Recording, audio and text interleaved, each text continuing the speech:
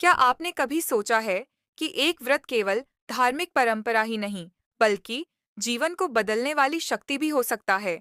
आज हम सुनाने जा रहे हैं परिवर्तिनी एकादशी व्रत कथा, एक ऐसी अलौकिक पौराणिक कहानी जो न सिर्फ भक्ति से जुड़ी है, बल्कि हमें जीवन का गहरा संदेश भी देती है।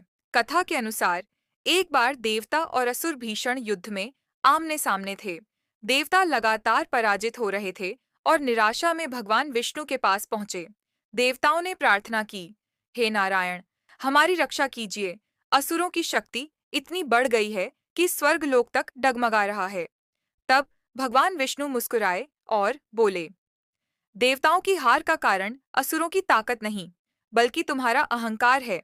जब तक तुम भीतर झांककर अपने दोषों को नहीं पहचानोगे, विजय असंभव है। फिर भगवान विष्णु ने परिवर्तिनी एकादशी व्रत का महत्व बताया। उन्होंने कहा, इस दिन व्रत और साधना करने से मनुष्य अपने भीतर छिपे अंधकार और अहंकार को त्याग देता है।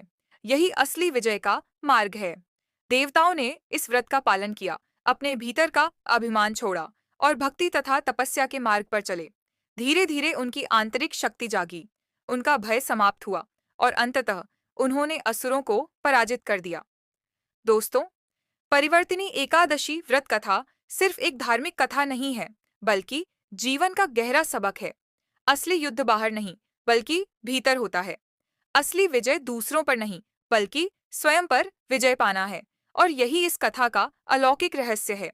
तो अगली बार जब भी आप परिवर्तिनी एकादशी का व्रत रखें, तो सिर्फ भोजन त्याग मत कीजिए, बल्कि भीतर के अहंकार को त्याग दीजिए। यही असली तपस्या है। अगर आपको यह कथा पसंद आई, तो चैनल अलौकिक हिंदी कहानियां को सब्सक्राइब करें, वीडियो को लाइक और शेयर करें और कमेंट में लिखें, असली विजय स्वयं पर विजय है।